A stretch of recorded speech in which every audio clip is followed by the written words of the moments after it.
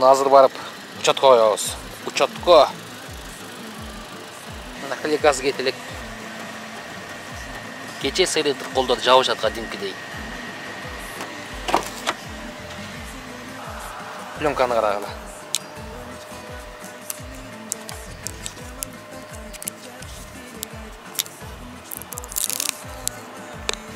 Болуп атабы? 2 күндөн бери ушундай чыгып калдым, мына майлап коюш керек окшойт. Саат 13:15-те МТШ'де запись бар. Туугандар, ассаламу алейкум. Достор, мекендештер, жалпы салам.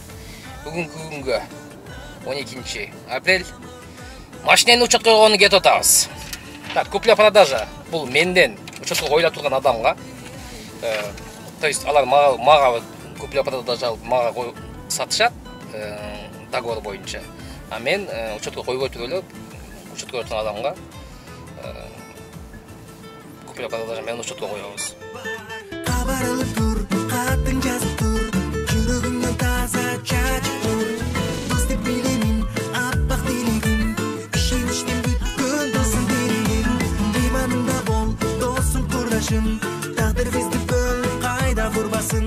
Мени эңсеген момун бурадар, саламымды алдым жүрөк куманар.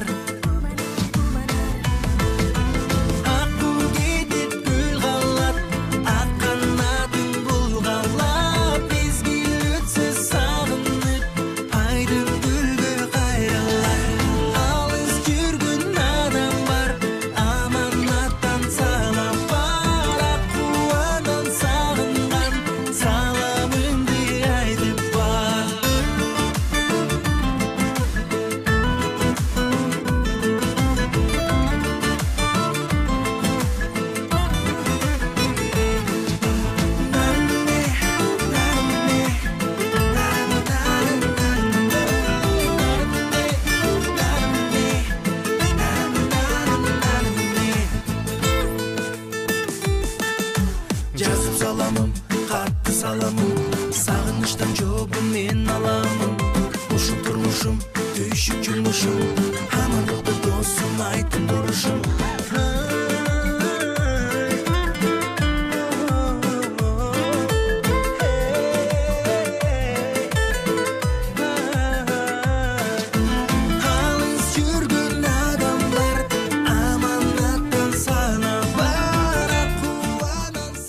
Машинаның отчетын текшерткен полностью. Мындай болуп чыгып калат, залог чыгып калат, автомобиль залогдо болот. Бирок учетко кое берсең боло берет. Азыр түшүндүрөм аны. Лизингден нет дейт, таксиден нет дейт. Неге бул чыгып атат билбейм, болсо платный проверка кылгам.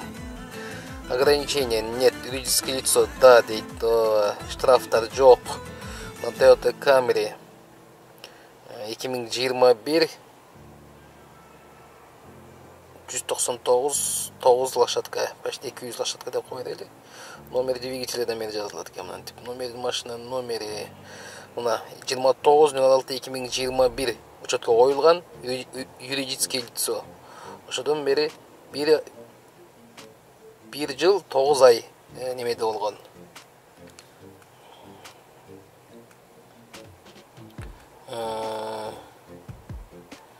Жыйырма 29/06 1 жыл мурун диагностика карточасы саткам, 63.700 километр болчу. Ondan beri почти 9 ай өттү. Тийип кете бересиңер, полностью текшерип кете бересиңер. Залог. Неге залогдо болот? Себеби залогдо болгондо машинаны булар 50-60 машина деген машина алып чыгышат. Мына залогко кирген, ошол бир моментте залогко кирген машиналар, залог Сбербанкта болот да, мисалы. Мына вин-коддорду көрүп атасыңарбы? Ушул машиналардын баардыгы залогдо. Ушулар баары төлөп бүтүп машинаны чыгармай сайын бул машина в залоге деп числиться эте берет. Эң главный юридический ограничениясы жок болсо болду, а так учетко кое бересиң. Мына машиналардын баардыгы залогдо. Мына көрдүңөрбү? Ушунча көп машинанын баары залогдо. Бир партия алып келген дагы ошону неме кылышкан. Контрол лизинг, Сбербанк России, Сбербанкта залогдо болот. Полис, ОСАГО, бул жаңы жасалган полис. Новорецкий полиси 29/06 бүтөт бул дагы 16-16 снеп өткен. Таксиге лайық машиналар болып, бирок лицензия ала албай аткан болсоңор. Машиналарды учеттен чыгарбай туруп, лицензия алып бере турган адам издеп аткан болсоңор, мына номерге чыгсаңар, машиналарды учеттен чыгарбай деп без переоформления деп коет. Өзлөрү НИП-сынан лицензия алып берет. Айына 2000 рублейден дейт. Ушул номерге чалып, тактап, билип, анан кийин дальше движение кылсаңар болот деп коелу. Очередти көрдүңөрбү? Очередти тыгылып калышты. Техас моторга. Мына ол серый. Жөн эле кара болчу да. Жабыштырып кел деп 3 саат убакыт алды. Барып жабыштырып келсек, что-то окшошподу. Жерде мытышыды, обклеишки балдар жок экен. Кайра барып башка алып келген жакшынакай алып жабыштырдык. Более-менее окшошту. Bunun dagы жабыштырганда немеси бар экен, өзү жолу бар экен. Мындан кара. Буну кайра сырып таштайбыз, мунун кереги деле жок негизи. Алдында болсо мына ушул губка. Ушуну неме кыл дейт. Губанычы жабыштырып кел дейт. Кара болчу. Короче, 3 саат убакыт кетти. Жөндөн. Туугандар, границага чыгып келиш керек болуп аткан болсо, кирди чыкты деп коебуз. Негизи чыкты кирди болот. Бирок машина менен границага чыгышып келиштен коркуп аткан болсоңор, кооптуу жагдайлар болот. Ооба, мен өзүм деле корком, лично машина менен чыгып келишти Москвадан ошол жака алып келиш. Бул 2 сутка убакыт кетет. Келгенден кийин 1 сутка еще жатасың. То есть 3 сутка убакытың кетет. Эгер мен силерге оңоюраак жолун предлагать этейин, бул Самарага учуп барасыңар. Самарадан ошол жерде кыргыз балдар тосуп алат, границага алып чыгып келет. Очередь менен максимум 12 саат убакыт кетет дейт. Так границага 3-4 сааттык жол экен, обратно 3-4 сааттык жол экен. Кайра силерди самолетко, Самаранын самолетуна, аэропортуна жеткизип коет. Бул силердин убактыңарды, грубо айтканда, 1 сутка убактыңарды алат. Туда обратно билетиңер 1 сутканын ичинде болсо. Ушул номерге чалсаңар, ошол балдар жакшы жол жобосун түшүндүрүп берет, мен оюмча. Ана жаңы номер тийди. Машина без номер туратынында. А номер тагабыз.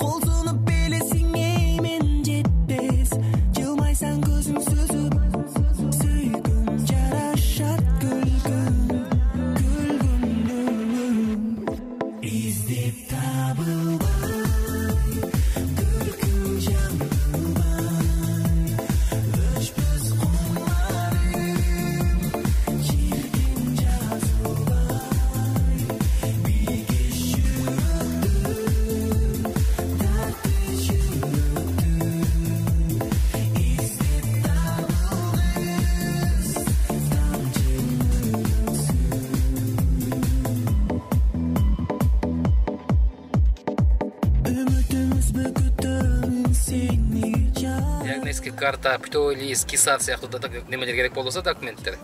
Мына номерге чалсаңар, силерге полный документтер топлоп берет. Жасап берет. Саат 18-ден 13, Мытышыда пробка.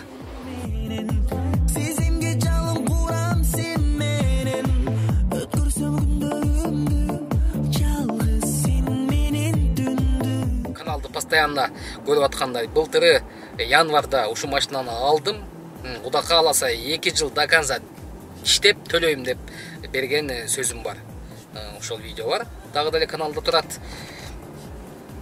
Бирок туугандар, лизинг выкуп дегенге, мисалы мен 15 ай, 14 ай төлөдүмбү, 15-ай, 15 айда чыгарып кеттим. Кадимкидей мээм чачырап калды. Ошого эртераак чыгаргыла дагы, анан дальше эс алып келип кайра иштеп баштагыла. Эми мен только немеде болом. Уступинский проезд 5-те таксопарк ошол жерде. Реклама керек болсо, машина татыш керек болсо, ошол жака бара бергиле туугандар. Эртең мененки 12-ден кечки 9-10 чейин ошол жакта болом. 7-марттын запрос жөнөттүм. Ровно 20 күндө мага расчетный счет ачып эсептеп беришти. Досрочный погасить эткеним үчүн мен машина 2 миллион 200 миңге чыккан салондон, бу жерде НДС 600 миң, уже 2 миллион 800 миң болду. Лизинг компаниянын услугасы 400 миң. Бул birigip 3 миллион 200 миңге чыгып кеткен. Плюс мен былтыры 80 миңге Асага, 90 миңге Каска жасагам. Буну кошкондо да 170 миң. Ошондо 3 миллион 400 миң деп коебуз, грубо айтканда. 3 миллион 400 миңге бүткөн машина болчу. Эртең июнда страховкасын дагы сатканда менде 1 миллион 270 миңге дагы 190 миңге кошулмак, грубо айтканда, эгер страховка кымбаттап кетпесе эле. Асага менен Каска. Ошондо 1 миллион 273 миңдин ордуна мага 1 миллион 137 миң чыгарып беришти. То есть 135 миң мага пайда. Плюс страховканы кошкондо почти 300 миң мага пайда. Эхте чыгарганым үчүн. 27си расчетный счет чыгарып берген ошол күнү акчаны төлөдүм. Бир жумадан кийин мени даштан запасный ключ менен ПТС'ти немеден алып беришти. Электрондук ПТС'ти банктан алып беришти. 6-сында алып берген, одан бери бүгүн канчасы 12 болуп калды, почти 6 күн өтүп кетти. Машина өзүмдө калабы дегендер үчүн суроо жооп берип коеюн. Жок турганда машина өзүмдө калбайт, машинаны УККка бердим. Жана айтып өткөн 1 миллион акчаны ошол менин эле таксопарктагы, аманаттагы диспетчер бала берди. Мен айттым, канчага сатасыз деди. Бааны, рыночный бааны көрдүк. Машинанын пробеги 123 миң болуп калды. Бул дегени 50 миң пробегдеги машина, бул миллион иштеп койгон бала машина. 100 миңдеги пробегдеги машина уже 2 миллион иштеп койгон машина. Менин прогнозум боюнча да. Себеби биз машинага мен 14 айда 1 миллион 113 миң акча төлөтпүн, плюс страховка 190 миң. Плюс жеп ичкеним, ичкен чычканым, ары бери басканым полностью ушул машинанын тапкан акчасы. Бул деген эме эсептеп бергеле, машина 2,5 миллион акча иштеп койду уже эле. Мындай плюс-минус эсептегенде. Ошого рыночный ценаны көрдүк. 80 миңге чейинки пробегтелер бар экен 2021 жүргүзүлгөнбү билбейм. Автодордан карадык, немеге Авитого ишене бербейм. Авитодо жалаң эле баягы банк боюнча же кредитке продажа болгондор. Автодордан карадык. 3 миллиондон жогорку машиналар бар экен. 2021 жылкы ушул поколениядагы машина. Таксиде иштебегендер. Таксини кошобуз. Таксини кошкондо 3 миллиондук машинадан резко 500 миң аркага кетет. Бул 2,5 миллион. Машинаны өзүм чыгарганда деле 2,5 миллионго сатсам саттым, сатпасам жок эле. Ошо 2,5 миллионду дагы вариантка сурамак мүмкүн. Может наличка алып кетишмек. Анан ошол бала канчага бересиз мага деп калды. Бирок миллион берем, канча калса ошончо акчаны чыгарып берем. Мага чыгарып бериңиз, мен укук алайын деп калды. Сүйлөштүк. Баасы 2 миллион 700 миңге кетти. 1 миллион берди, 1 миллион 700 миңди айына 100 миңден берет дагы, 13 ай, то есть 13 айга берилди да, 13 ай калган сумманы полностью берет. Менин иш жумушум только машина учеттон чыгарып бериш, дальше страховка жасатыш, лицензия алыш, кимге берет машинаны, иш болбойбу, менин вообще ишим жок. Эгер мен ишим болбой деп кое туруңуз десе, биз как положено кагаз түрүндө договор түзөбүз да. Бул кагаз түрүндө иш болбой атат, кое туруңуз платежду десе, ба график жазылган графиктен кечиктирсе, мен машинаны алып коем. А эгер мен машина арзаныраак кетип калды, мен айнып кеттим, миллионун кайра берем десем, мен уже анда мен миллионду эмес, аны 2 миллионго беришим керек. То есть артка жол жок, ада да артка жол жок, менде да артка жол жок. Ушундай договор менен сөз болду. Бунун комплектациясы орточо, кожаный салон, круиз контроль, климат контроль бардыгы бар. Кудайга шүгүр, такси керектин сенин бардыгы бар. Бир дагы ДТПсы жок, вообще ДТПсы жок. Штрафтары полный төлөнгөн. Штрафтары негизи эле 14 айда ошо 14,750 миң акча төлөпмүн, 14,750 сом рубль акча төлөпмүн. А так башка штрафтары вообще жок. ДТПсы жок дегендей. Пробеги видеодо көрдүңөр, азыркы обзордо 123 миң болуп калды. Мен 33 миң алган элем, значит мен 90 миң пробег жүрдүм. 14 айда 90 миң пробег жүрдүм. азбы көппү анын жөнүндө да комментарий жазып койгула. 2.700.000ге 1 миллион первоначалкасы менен кымбат кетти, арзан кетти, ал жөнүндө да комментарий жазып койгула.